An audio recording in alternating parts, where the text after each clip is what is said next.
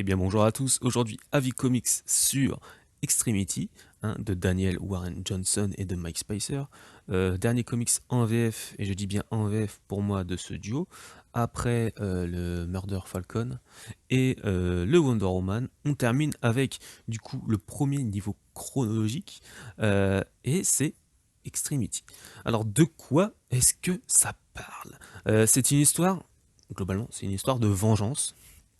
On va avoir le clan principal, celui qu'on va suivre, qui va se faire défoncer, il va se faire battre, et la femme du chef de clan vaincu va être exécutée devant ses yeux, sa fille va être prise à part et ils vont lui trancher la main, et tout ça dans les yeux du père pour qu'il voie bien, qu'il soit bien dans le mal, et on va suivre quelques années après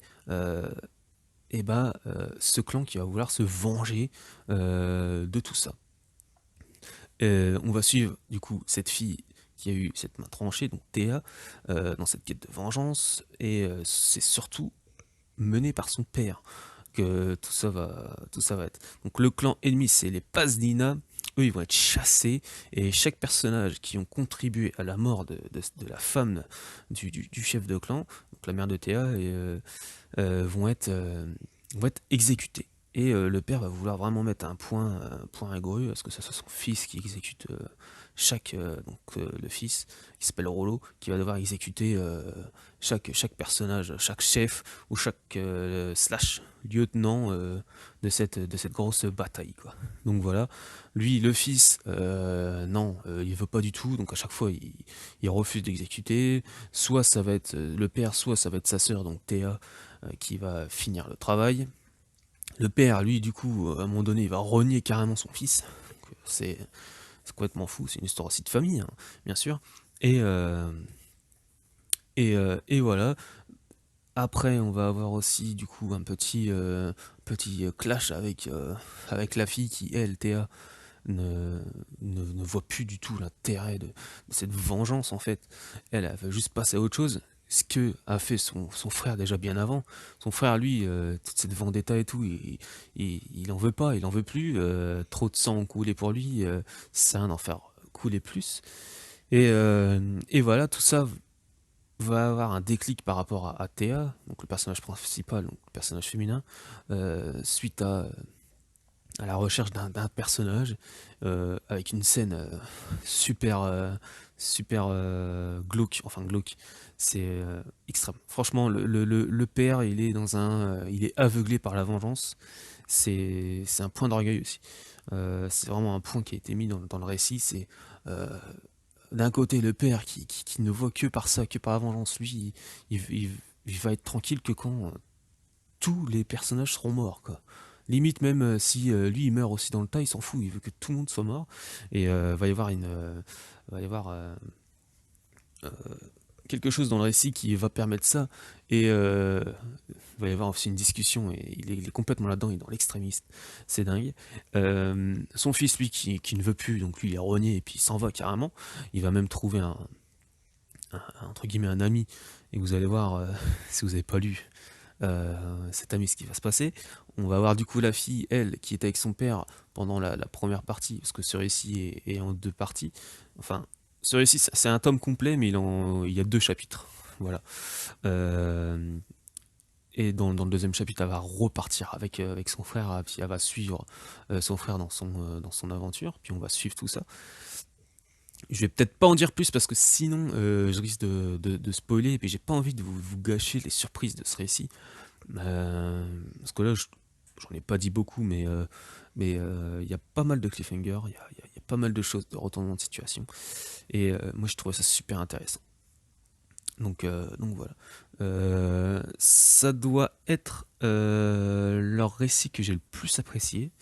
Il y a énormément de références. Et en référence, quand vous lisez les synopsis ou quoi qu'est-ce par rapport à cette histoire, on, il dit qu'il y a une rencontre entre l'imaginaire de Ghibli et la force visuelle de Mad Max. Ça oui, il y a un petit côté Ghibli, il y a un petit côté Mad Max. D'un côté, oui, c'est ça. Le récit est extrêmement sanglant. Il y a une importance, ça a une importance sur le récit parce que Ça, ça va dire quelque chose aussi sur le message qu'il a envie de dire. Euh, Il y a le petit côté du récit qui m'a fait penser à Ghibli, c'est peut-être Nausicaa, si vous l'avez lu ou vu. Voilà. Il y a aussi pour moi un côté vraiment médiéval, fantastique, fantasy aussi, parce qu'il y a des visuels qui sont vraiment impressionnants. Il y a l'armée de Paznina qui est une sorte d'armée aussi médiévale. Voilà, avec une influence aussi de certains costumes de Nausicaa, c'est pour ça que je dis ça. Et aussi, il y a certaines montures des personnages qui, par exemple, il y a un Griffon, quoi. Donc voilà, il y a aussi ce côté un petit peu fantasy. Il y a des doubles pages qui sont toujours merveilleuses, quoi. Les doubles pages de combat sont magnifiques, quoi. Il aime mettre en scène en double page les scènes de combat, c'est dingue. On dirait des tableaux, hein, des combats médiévaux. On a pu voir aussi sur son monde de Roman que c'était comme ça, si vous l'avez lu. Donc si vous avez compris que niveau dessin c'est juste énorme, quoi. Il y a aussi ces monstres là, ces monstres arachnéens un petit peu qu'il aime tant, parce qu'on sur les trois récits qu'on a pu lire, que j'ai pu lire perso, il y en a toujours quelques-uns par-ci par-là. Et bien sûr les couleurs et l'ancrage qui joue aussi énormément sur tout ça. C'est super dynamique. Les scènes de baston où quand les coups, on les sent, quoi, parce que c'est très dans l'action, il a ces petits traits un petit peu tremblotants qui donnent tout, en fait, qui donnent vraiment du dynamisme dans le dessin, c'est énorme. Donc voilà, je vous en dis pas plus sur le récit, parce que j'ai pas envie de vous gâcher votre futur, j'espère votre future lecture, parce que c'est vraiment très riche, il y a vraiment un gros lore. Vraiment, c'est vraiment très très très très riche. Il y a un tome, mais franchement, ça va vous prendre entre guillemets du temps, parce que profiter du dessin, c'est vraiment très très bon. Vraiment, moi j'ai extrêmement aimé. Les différents ennemis ou alliés aussi, c'est un récit complet. Donc sincèrement, si vous devez en lire qu'un hein, de Warren Johnson, je vous conseille celui-ci, hein, Extremity. J'ai vraiment aimé. Donc pour moi niveau VF, bah, je le rappelle, j'ai lu les trois récits de ce duo. Donc après j'ai cherché pour Space Mullet et je ne le trouve plus en physique, donc je vais continuer à chercher quand même. J'espère qu'il sera réédité, parce que je crois qu'il est toujours aussi sur ce récit, parce que c'est un récit, c'est une web série, donc je devrais pouvoir le trouver. Mais moi j'aime bien les avoir en physique. Et il y en a un autre, mais par contre il n'y a pas Mike Spicer dessus. C'est Ghost Fleet. Donc je vais voir, je vais sûrement le prendre. Malheureusement là en ce moment, mon, moi je vais chercher mes comics au furet, puis il a fermé en ce moment à cause cause des, à cause du confinement, donc on verra bien comment ça va se passer. Mais je vais toujours réussir à choper ça. Donc voilà, pour moi, ça reste un récit très très très très bon. Moi, j'ai beaucoup aimé et surtout, je vais le relire avec plaisir. C'est ça aussi.